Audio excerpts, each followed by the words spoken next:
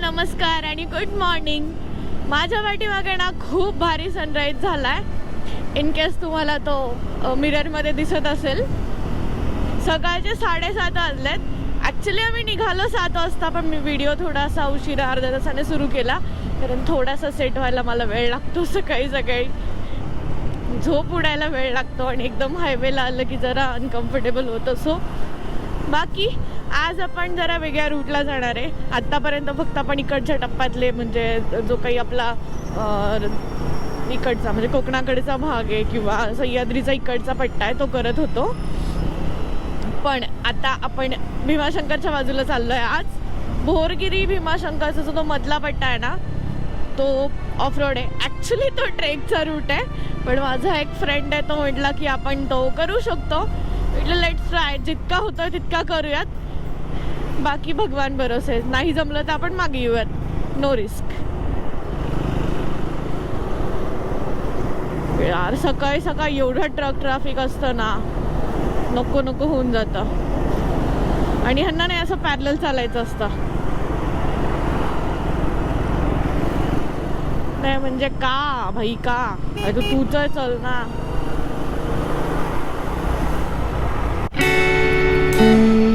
शपथ एवढी थंडी वाजतीये ना, बेकार थंडी वाजतीये.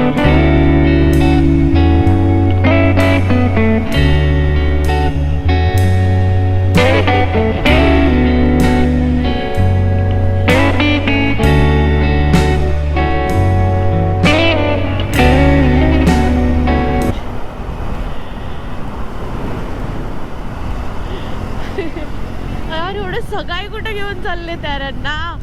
संडेला तर मी लहानपणी कशीच उठत नव्हते. काही घरात जग इकडचं तिकडं होते. केवढी थंडी आहे.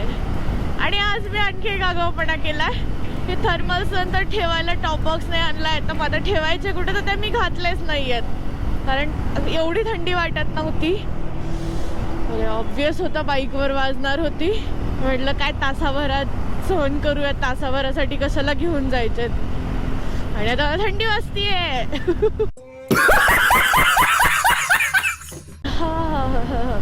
लिटरली नाकातनं पाणी यायला लागलंय. पुण्यात नव्हती वाजत, पण पुण्यात थोडस इकडे बाहेर आलं ना हायवेला मजबूत थंडी वाजतीये. बाई साहेब असं कधी करणार नाही आता मी परत. धुकट वातावरण आहे ॲज युजल. संडे मॉर्निंग, हिवाळ्यातली सकाळ.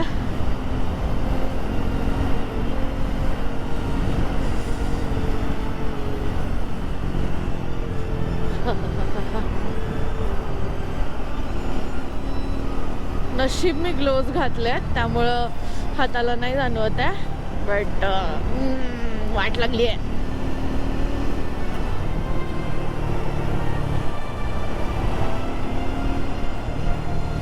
ॲक्च्युली बाहेरनं बघणाऱ्यांना ना खूप भारी वाटतं हे, किंवा मला इन्स्टाला वगैरे पण खूप मेसेज येतात यार तू खरंच आयुष्य जगतीये. पण आता त्यांना मी हेच सांगणार आहे ना की हा माझं छान चाललंय, मी मस्त संडेला राईडला जाते, छान फोटोज काढते, कॉन्टेंट बनवते. पण त्याच्या मागची स्टोरी कोणी बघत नाही की आठवडाभर मरतोय आणि तरी पण संडेला एक दिवस जो आराम करायला झोपायला मिळतो तो सोडून जे आवडतं ते करतोय.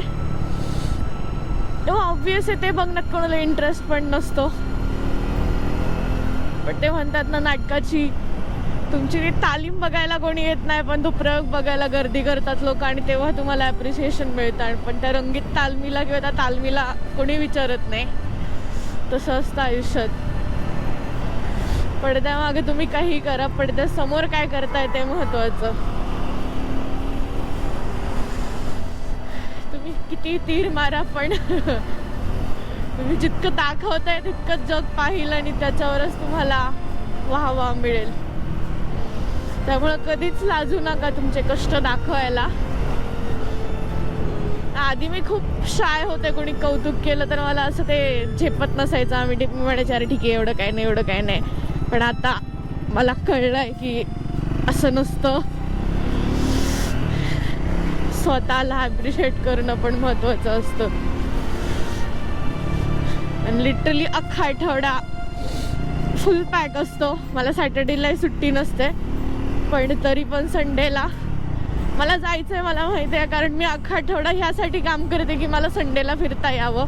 माझ्या गाडीत पेट्रोल टाकायला मला पैसे कमवता यावे म्हणून ते काम मी करते. त्यामुळं तो संडे तर जगताच आलं पाहिजे.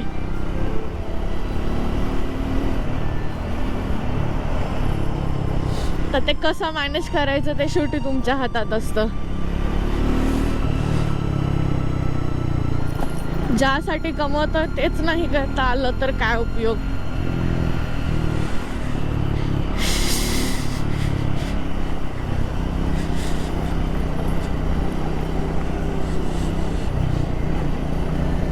काहीतरी छंद असावाच माणसाला, जिवंत ठेवतो तुम्हाला. म्हणजे पैसे घालवले तर तुम्हाला कळेल ना, हा बाबा ह्या कारणासाठी मला पैसे कमवायचे. कारणच नसेल तर पैसे कशासाठी कमवायचे. आता मला माहिती आहे वर्षभरात मला हे करायचं आहे, ह्या गोष्टी मला इथे फिरायचं आहे, ह्या गोष्टी मला अचीव करायच्यात, हे माझं गोल आहे, मला ह्या गोष्टी विकत घ्यायच्यात. मटेरियलिस्टिक म्हणू शकता, पण हे खरं आहे. तर तुम्हाला माहिती आहे तुम्हाला काय करायचं, तर तुम्ही त्या दिशेने बरोबर जाल आणि मग बरोबर त्या सगळ्या गोष्टी जुळून येतील.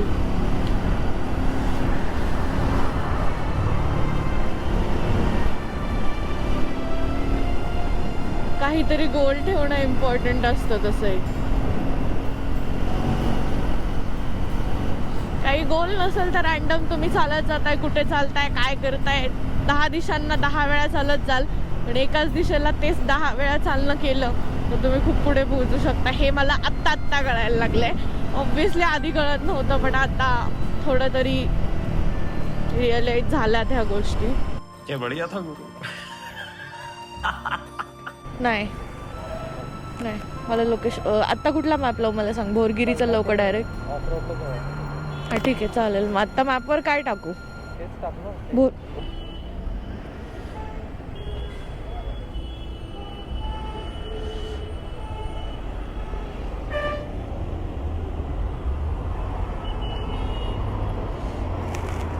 त्या मंचरच्या अलीकडनं तिकडनं जायचंय की हा वेगळा रस्ता आहे? आता हा कुठे निघतो? तळेगाव पासून राईट घेतल्यावर पुणे नाशिक हायवे. नाशिक मागे, नाशिक फाटा मागे. ठीक आहे चल.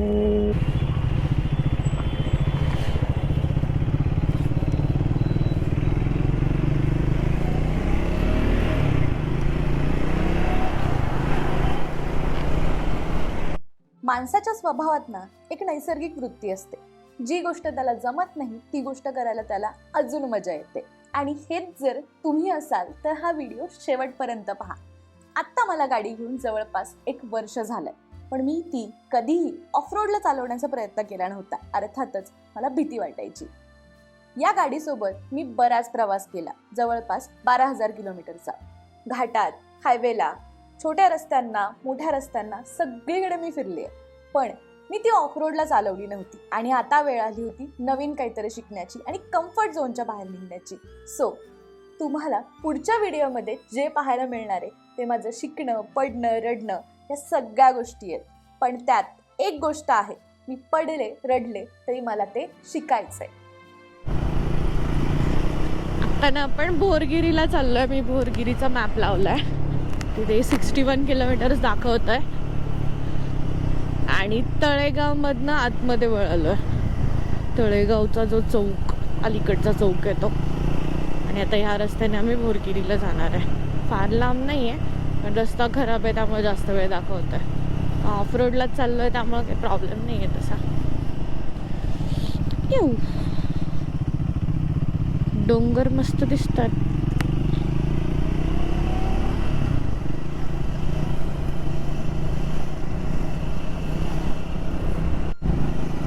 कसले भारी दिसत आहेत ते डोंगर.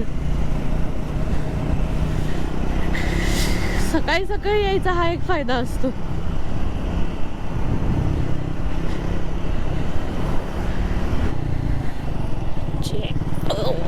Speed breaker.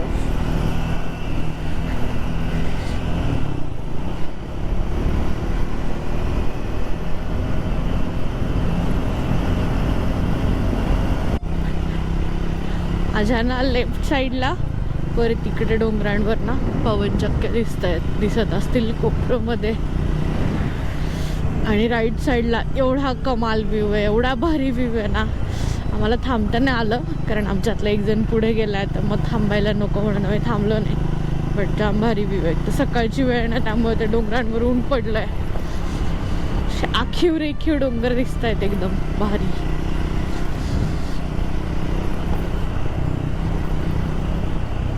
पण अजून पण थंडी वाजते. 9 वाजलेत. खूपच छोटा रस्ता आहे आणि मध्ये मध्ये ना खूप खराब आहे. छोटी छोटी गावं वाड्या लागतात तिथे तर अशी नुसती स्पीड ब्रेकर आहे. स्पीड ब्रेकर कमी पण त्या डांबराची थप्पीत जास्त लावून ठेवली आहे. कळत पण नाही की तो स्पीड ब्रेकर आहे म्हणून. निदान पांढरा कलर तरी द्या त्याला, काहीतरी तर करा म्हणजे लोकांना कळेल. इथं काय उपयोग त्या स्पीड ब्रेकरचा. तर हे ट्रॅक्टरवाले दादा चांगले आहेत बिचारे.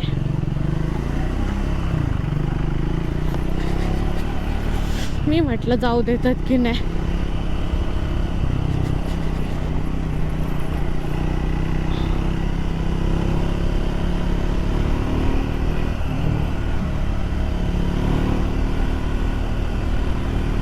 सुळका कसला भारी दिसतोय.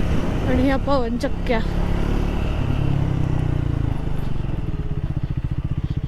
एक मिनिटात थांबून फोटो काढून घेऊया.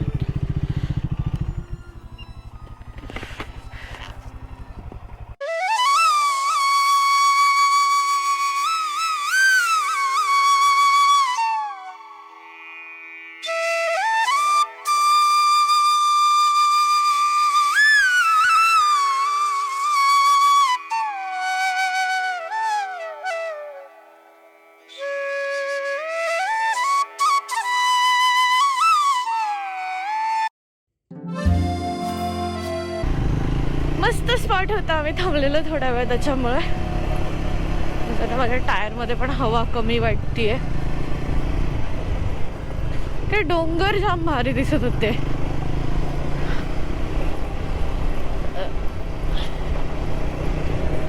आपल्याला 10 किलोमीटरवर राईटला वळायचं आहे. तोपर्यंत सरळ हाच रस्ता आहे. मॅप चालू ठेवलाय. आमच्या ग्रुपमधला एक जण पुढे गेलाय, तो थांबला असेल तिथे आता. नाश्ता नाही केलाय आज. बघूयात पुढे जर काही मिळालं तर थांबता येईल.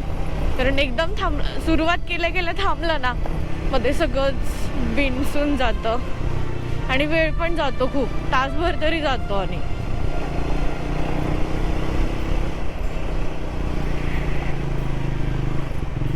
मध्ये मध्ये ना खूप छोटी छोटी माती आणि रेती आहे. खडे आहेत, त्यामुळे गाडी जरा स्लीप होतीये की काय जरा वाटतंय. आणि ना तो MIDCचा रोड होता ना, तिथं माझी गाडी मला 1-2 वेळा थोडीशी हलकीशी स्लीप झाल्यासारखी वाटली.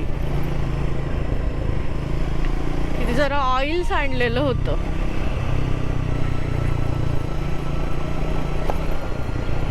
आणखी एकाला विचारलं तर त्याला पण सेमच प्रॉब्लेम वाटला. मला असं वाटलं की माझ्याकडनं काहीतरी ब्रेक खूप फटकन दाबला जातोय, पुढचा किंवा मागचा वटेवर. पण तसं नव्हतं. थोडंसं ऑइल आणि पाणी असं मिक्स त्या रस्त्यांवर होतं.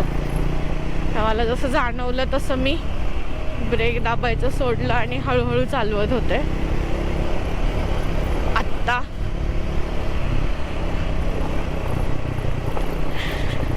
खराबच सगळे रस्ते खराब आहेत तिकडचे.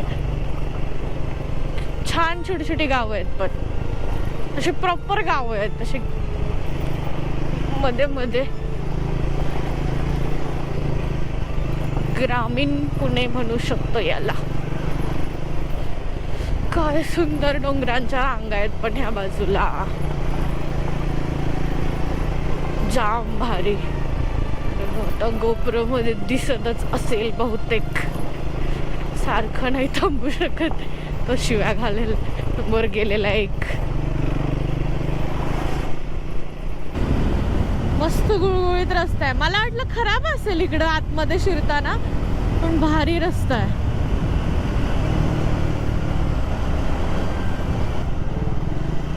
संपला संपला रस्ता. त्यांना कौतुक नाही करायचं महाराष्ट्रात रस्त्यांचं, झटकन बिघडतात. Surprise lights.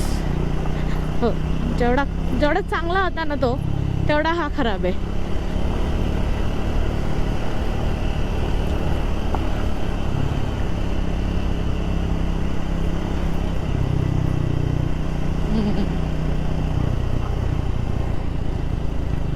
ठेवला असेल मुद्दाम.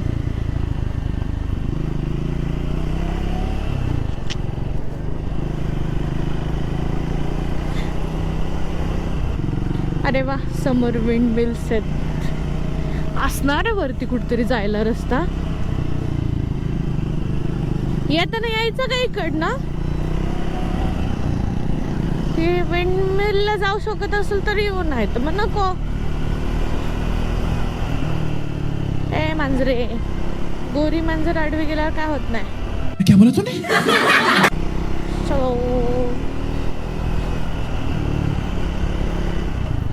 सातकरवाडी, माझं गाव माझा अभिमान. मस्त उन्हात बसलेत बाकावर निवांत.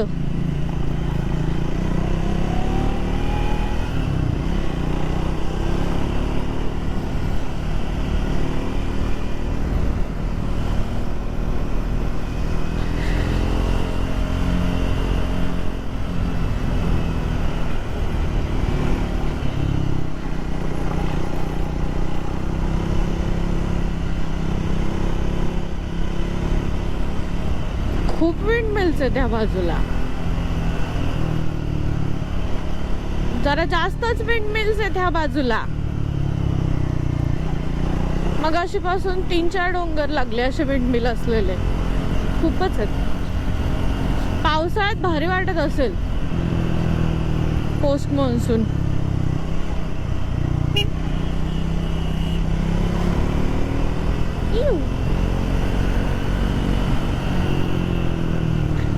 लालपरी.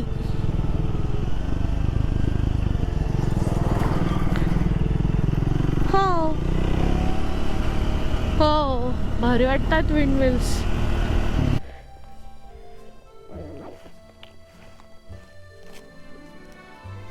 दोन 2.4 किलोमीटरवर राईट आहे.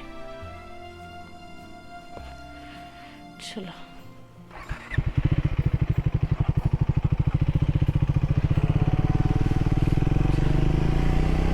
हो, कसलं भारी वाटतंय.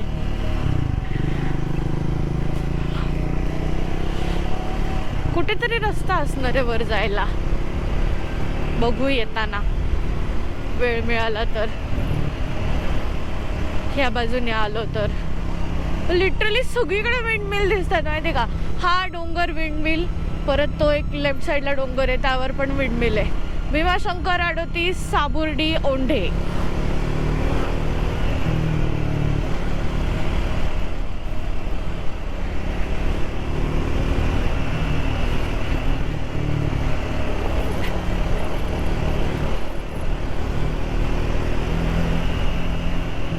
आय थिंक पुणे नाशिक हायवेने जर असतं तर तिकडनं अंतर पण जास्त असणार आहे. भीमाशंकरचं अंतर ह्या बाजूने कमी आहे. हा जर रस्ता चांगला झाला तर मग अंतर पण वाचेल.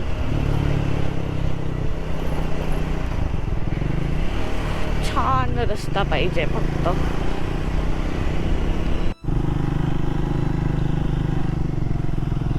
छोटासा घाट लागलाय, एकदमच चढ आहे. त्यात आपले रस्ते, वरती माती टाकून ठेवली विचित्र सारखी, ती खडी वाळू. आता इथनं ना भीमाशंकर काहीतरी 30 किलोमीटर आहे, पण आपण डायरेक्ट भीमाशंकरला नाही जाणार आहे, भोरगिरीला जाणार आहे. भोरगिरीमधनं जो ट्रेकचा ट्रेल आहे तो घेणार आहे आता डायरेक्ट भीमाशंकरला नाही, म्हणजे आपण बाईकवर नाही जाऊ शकत त्याने, पण जितक्या आतमध्ये जाता येईल तितक्या आतमध्ये आपण जाणार आहे. ऑफ रोड आहे तर तो थोडासा तिथे मजा येईल. आणि मग पुढचं माहीत नाही, अजून प्लॅन नाही केला आहे.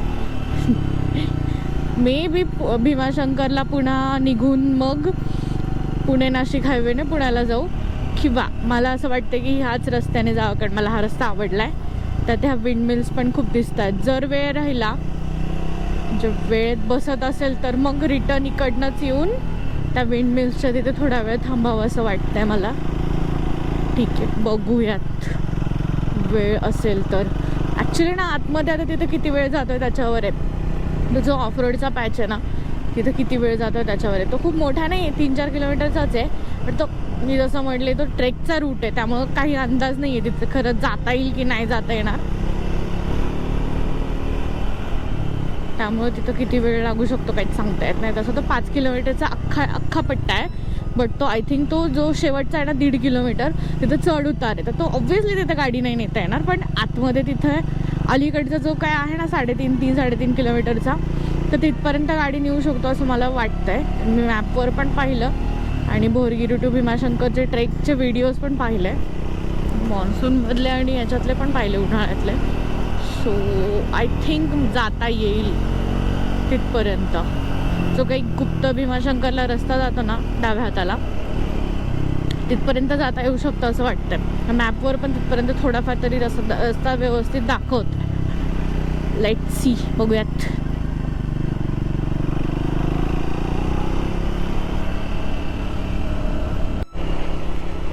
ओके, तर आता आपण ना पोहोचत आलोय. म्हणजे आपल्याला जो ट्रेल घ्यायचा आहे ना तो आत्ता सुरू होईल, जवळपास एक 200-300 मीटरवरनं, 200 मीटरवरनं ऑलमोस्ट सुरू झाला. हा ॲक्च्युली ट्रेकचा रूट आहे. अब तेरा क्या होगा.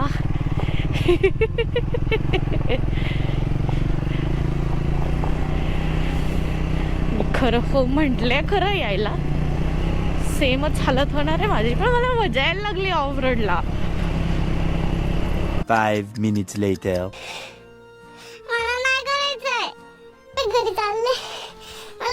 एकदम इन्होंने वक्त बदल दिया, जज्बात बदल दिए, जिंदगी बदल दी.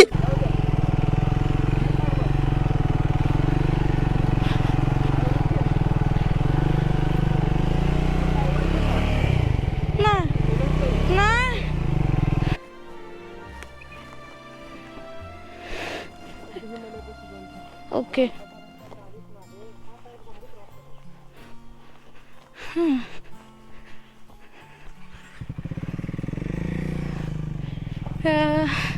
मला कॉन्फिडन्स नाही येते.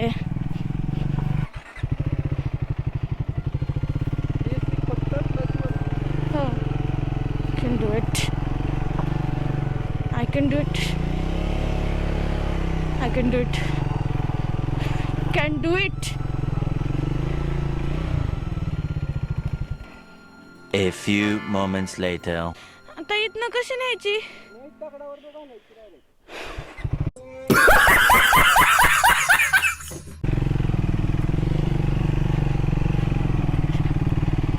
हे भगवान, वाटतंय तितकं सोपं नक्कीच नाहीये.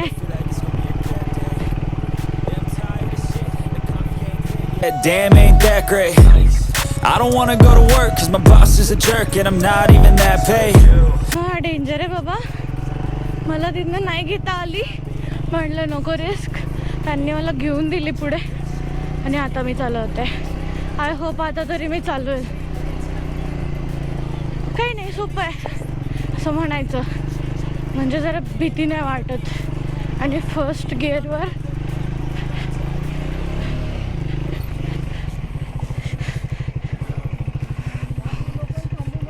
हो हो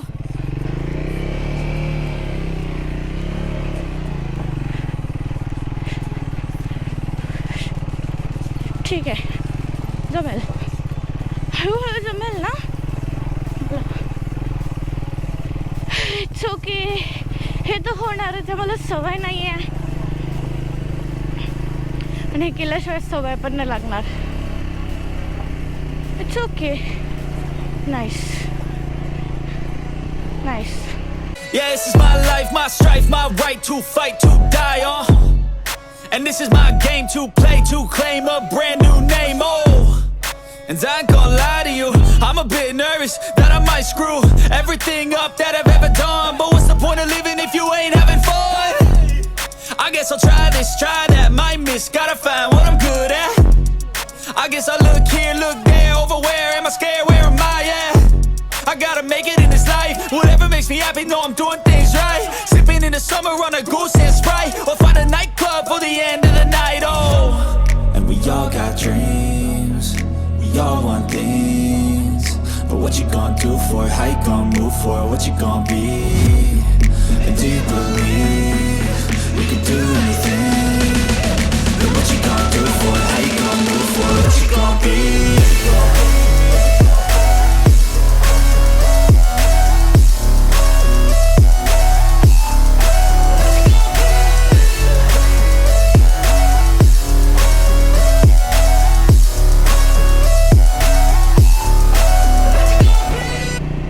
Control your mind. You can control your actions. Yes. Thank God.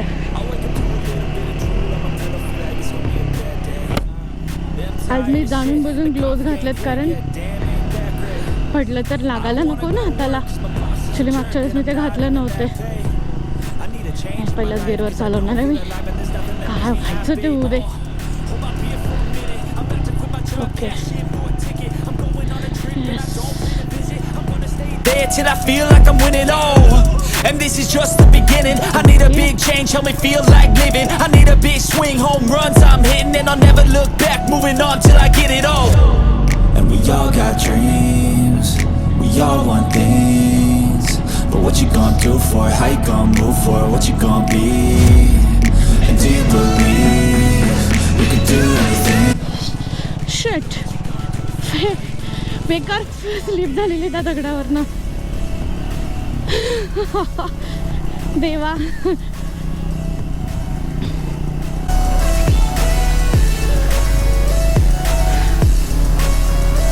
I don't know. Let's go. Hey. Yeah, this is my life, my strife, my right to fight, to die on. And this is my game to play, to claim a brand new name, oh. And I call it. It's okay. जिथे नाही जमले तिथे काहीच problem नाही आहे. मी next time करेल कारण मी आत्ता ट्रेन नाही आहे त्या गोष्टीसाठी. I know.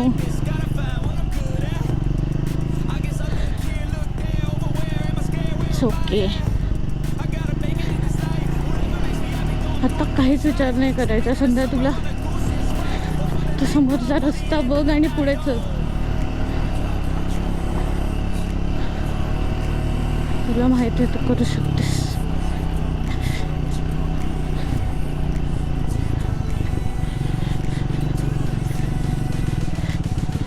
It's okay. It's okay. पायातला ब्रेक दाबायचा, हाफ क्लच पकडायचा, पुढे चालत राहायचं. You are good to go. Nice. You are good going. छान करतेस तू. अजून थोडासा हातातला ब्रेक. यार नाईस. मस्त चालू आहे. चालू ठेव. छान चालू आहे सगळं. Let's go. I wake up to a little bit of drool on my pillow, feel like it's gonna be a bad day. Yeah, I'm tired of shit, and the coffee ain't hit yet. Damn, ain't that great. I don't wanna go to work, cause my boss is a jerk, and I'm not even that paid. I need a change in my life, cause I don't feel alive, and there's nothing that makes me happy. Hold my beer for a minute, I'm about to quit my job, cash in for a ticket. I'm going on a trip, and I don't plan to visit. I'm gonna stay there till I feel like I'm winning, oh. And this is just the beginning. I need a big change, help me feel like living. I need a big swing, home runs I'm hitting, and I'll never look back, moving on till I get it all. And we all got dreams, we all want things. But what you gonna do for it, how you gonna move for it, what you gonna be? And do you believe we can do anything? प्रयत्न नाही करणार तर शिकणार कशी. चल चल चल चल चल लेट्स गो. गणपती बाप्पा मोरया, गणपती बाप्पा मोरया, गणपती बाप्पा मोरया, गणपती बाप्पा मोरया, गणपती बाप्पा मोरया, गणपती बाप्पा मोरया, गणपती बाप्पा मोरया, गणपती बाप्पा मोरया, गणपती बाप्पा मोरया. हे बघ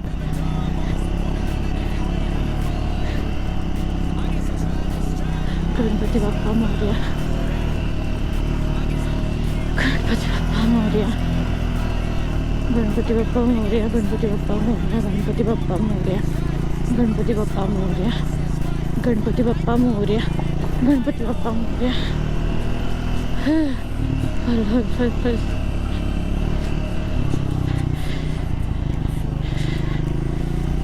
होईल होईल होईल. इझी आहे, खूप सोपं आहे हे पण. फ्लोमध्ये निघून गेलं तर like it's not that hard.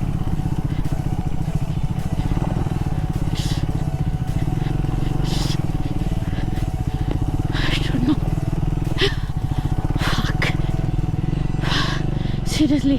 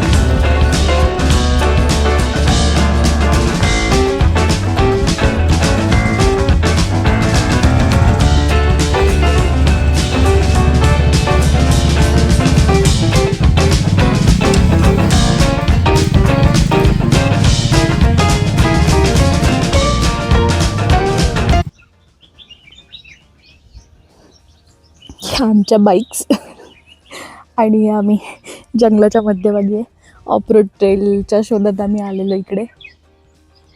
आणि ही समोरची जी दिसते आहे ना, हे ॲक्च्युली नदीचं पात्र आहे आणि ही भीमा नदी आहे. नदीचा खरा उगमच इथे होतो, थोडासा वरती होतो आणि इथनंही वाहत जाते.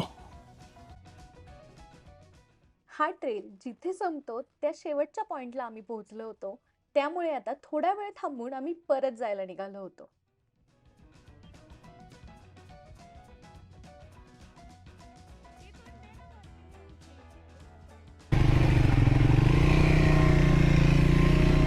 Shit.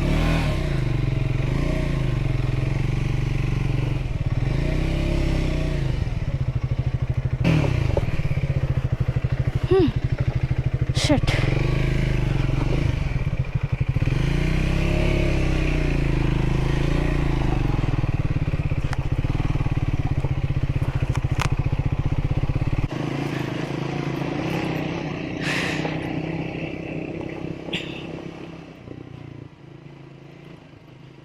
खूप भीती वाटत होती.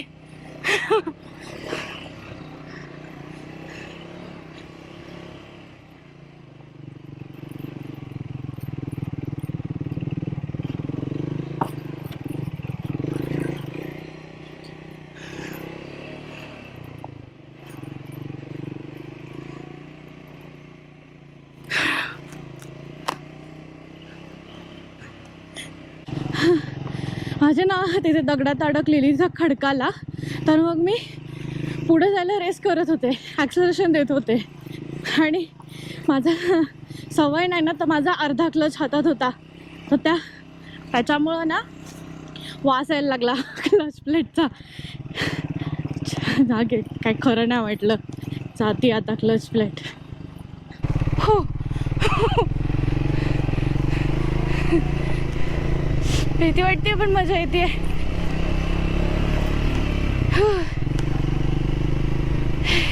शपथ. अबे रस्ता कुठे आहे? पुढे चल, माझा रिदम नको तोडू. चल चल.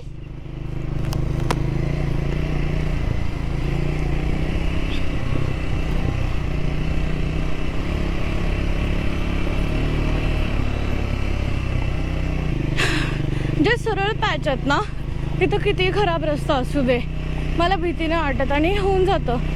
पण चढ आणि उतार असेल आणि मग जर मोठे मोठे दगड असतील तर मग मला भीती वाटते, विच इज नॅचरल.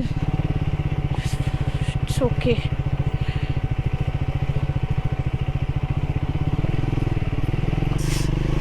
करते फक्त रोडवर, त्यामुळे मी बडबडत नाही आहे, पण मला मजा येते. मागच्या वेळेस त्या रोडला इतकं काही वाटलं नाही मला, नॉर्मल होता. पण हा इतका चढ आणि उताराचा रस्ता आहे ना, जो की माहीत नाही तुम्हाला दिसतोय की ना. ओ शिट, जोरात उठले मी. दिसतोय की नाही माहीत नाही याच्यामध्ये, पण ना डेंजर चढ आणि उतार आहे इथं.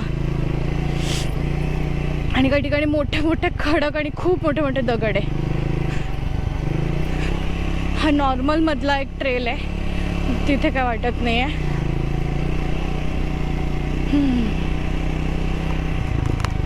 जे हार्डकोर ऑफ रोड करतात ना, भयानक काम आहे यार.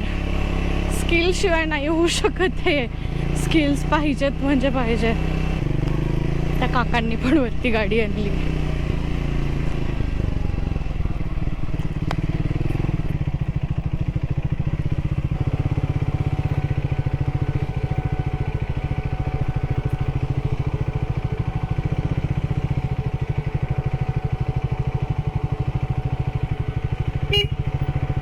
चल चल.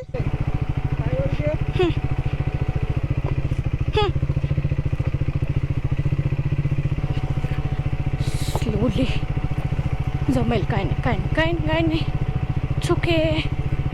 स्लोली थोडासा पायातला ब्रेक दाबायचा आहे. Focus focus focus.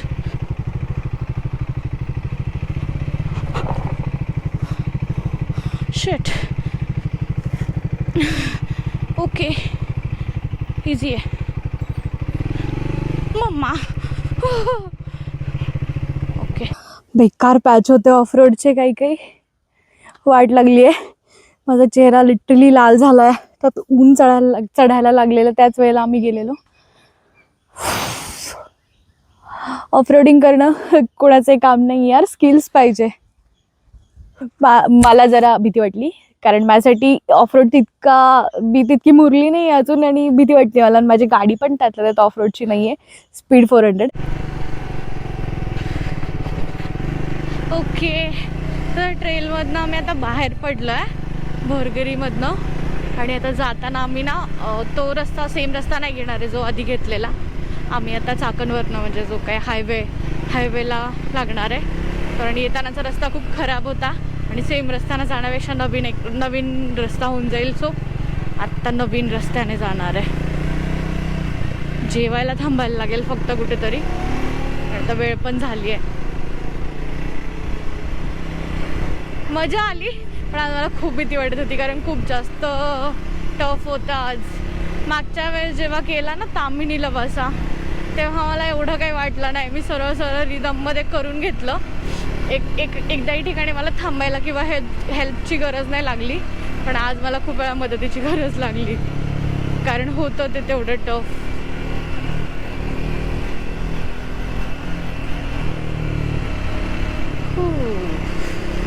Energy down झाली, आता भूक लागली आहे त्याच्यामुळं. भूक अशी नाही पण तहान लागली असं वाटतंय. गार ऊसाचा रस मिळावा कुठेतरी. ह्या गावांमध्ये तर काहीच मिळणार नाही कारण एकदमच सुमसाम गाव आहे ती. थोडंसं इथनं बाहेर पडल्यावरच मिळेल बहुतेक. आता फक्त रस्ता पाहायला लागेल. पण आम्ही जो रस्ता आलो तिथनं आम्ही डाव्या बाजूला वळलो. आय थिंक आता आम्ही सरळ गेल्यावर तो तिकडे लागेल, पुणे नाशिक हायवेला बघायला लागेल. ओके, आत्ता जेवण केलं आम्ही आणि वाट लागलेली त्या ट्रेनला, भूक पण लागलेली. आम्ही ना येताना वेगळा रूट घेतला, जसं मी सांगितलं. चासवरून आलो आम्ही.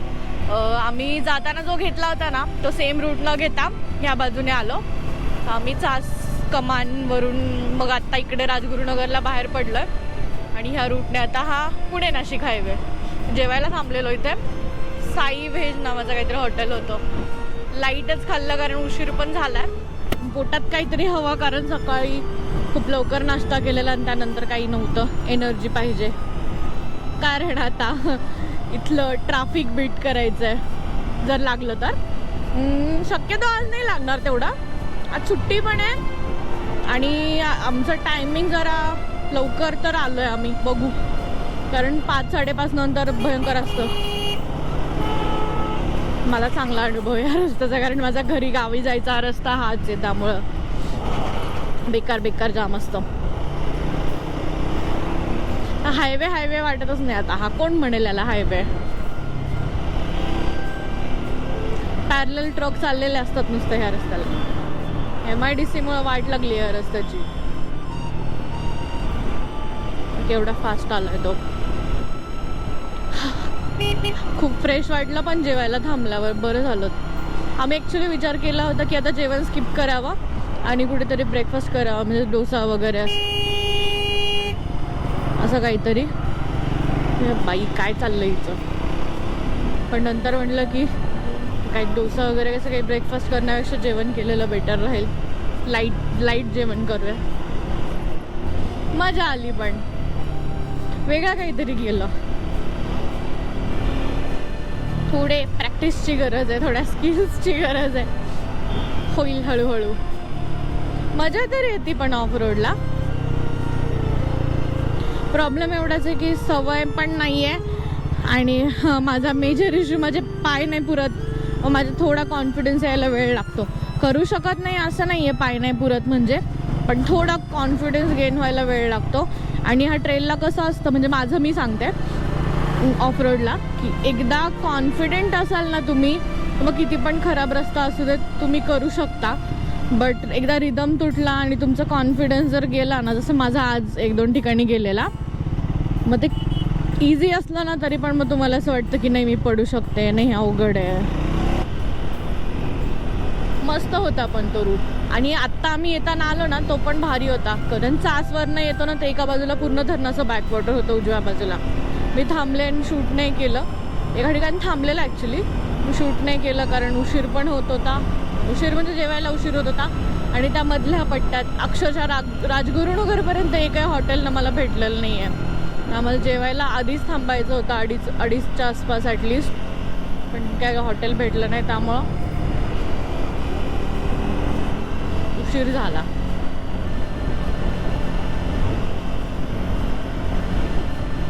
ॲक्च्युली माझ्या गाडीला आता ना घेऊन वर्ष होईल. 1 फेब्रुवारीला घेतलेली, गणेश जयंतीला घेतली होती. 1 फेब्रुवारी म्हणजे आता 8-15 दिवसामध्ये वर्ष होईल. मला अजून पण असं वाटतं ती नवीनच आहे. मला विश्वासच बसत नाही की 1 वर्ष झालं आहे. एका वर्षात मी फार नाही चालवली आहे. फार म्हणजे खूप लांब नाही नेलं आहे तिला किंवा बाहेर नाही लॉंग राईड्स नाही केल्यात. बघून नेक्स्ट वीक जमलं तर एखादी लॉंग राईड करेल मी हिच्यावर. पण तिने मला बरंच काही शिकवलं आहे ह्या 1 वर्षात. मी आधी गाडी चालवायची तर मी इतकी प्रो नव्हती. आत्ता पण नाही आहे प्रो नाही म्हणणार मी स्वतःला.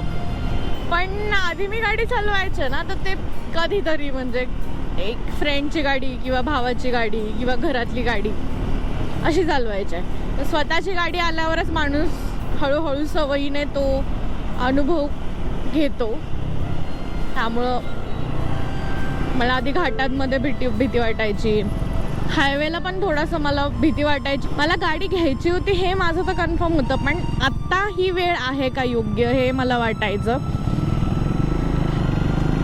कारण ऑब्वियसली मी जस्ट कमवायला लागलेले, कारण त्याआधी मी ऑब्वियसली कॉम्पिटिटिव्ह करत होते आणि त्यातून बाहेर पडून मग एक वेगळी डिग्री घेऊन मग जॉब करून पैसे कमवून गाडी घेणं म्हणजे खूप मोठा पल्ला होता तो ॲक्च्युली.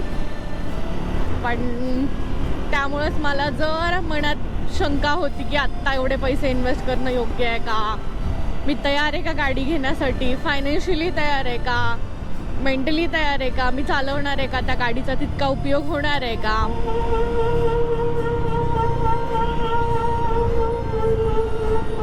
पण नंतर एकदा मनात ही जी टेस्ट राईड जेव्हा घेतली तेव्हा मग ठरवलं की ठीक आहे, आत्ता नाही केलं तर कधी करणार. कारण मला माहिती आहे मी मागच्या 3-4 वर्षात जितके ट्रेक केलेत ना, आता मला नाही तेवढी दगदग करूशी वाटत. कारण ऑब्व्हियसली एक एज फॅक्टर पण येतो. मला असं नाही म्हणायचं की माझं खूप वय झालं आहे, पण फरक पडतो. म्हणजे मी आत्ता जी आहे ती मी काही वर्षानंतर नाही राहणार, माझ्यात तो उत्साह नाही राहणार. आत्ता पण माझं जवळपास पुण्याजवळचे सगळे ट्रेक झालेत, पण आत्ता मला ते ट्रेक नाही करावेसे वाटत आहेत, ऑनेस्टली सांगते. आणि तितकी एनर्जी पण आत्ता माझ्यात राहिली नाही आहे. त्यात जॉब करून मला एकच दिवस सुट्टी असते फक्त संडेला. मग ते सगळं सांभाळून पुढच्या 3 वर्षाने जर मी गाडी घेतली तर माझ्यात ना तो उत्साह राहील ना, ते एनर्जी राहील आणि ना ते एक्साइटमेंट राहील. आणि फिजिकली पण मी तितकं पुश नाही करू शकणार स्वतःला. सो फायनली मी डिसिजन घेतला गाडी घ्यायचा.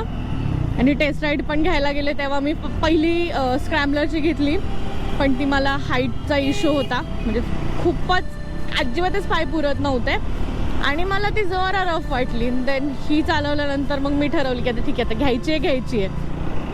आणि असं 1 फेब्रुवारीला आम्ही गाडी घेतली.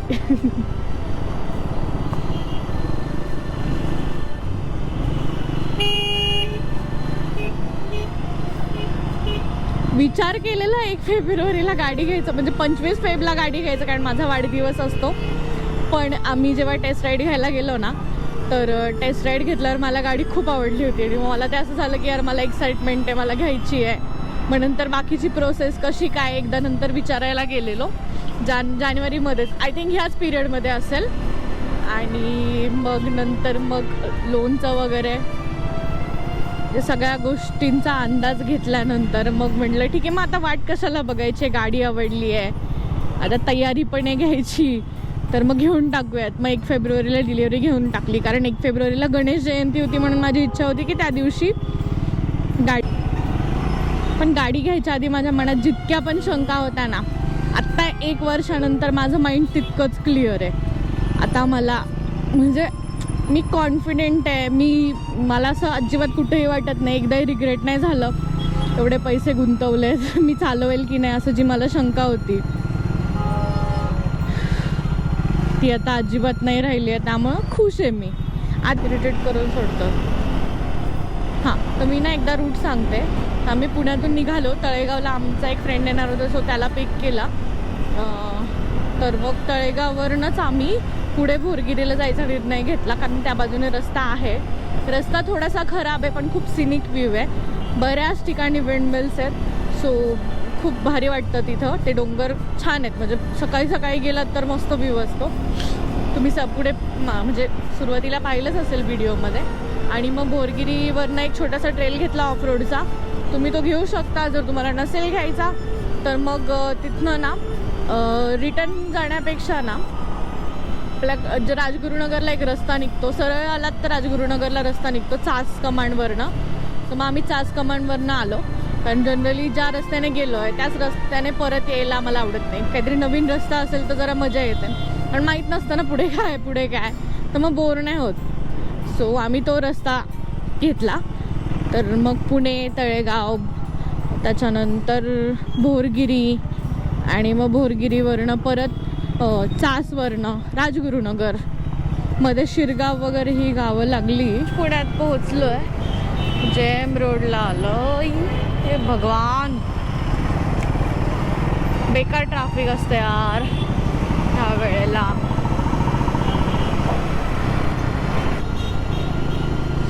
बाकी आता आपला ब्लॉग इथंच संपवायची वेळ आली आहे, कारण आपण आता पुण्यात पोहोचलो आहे.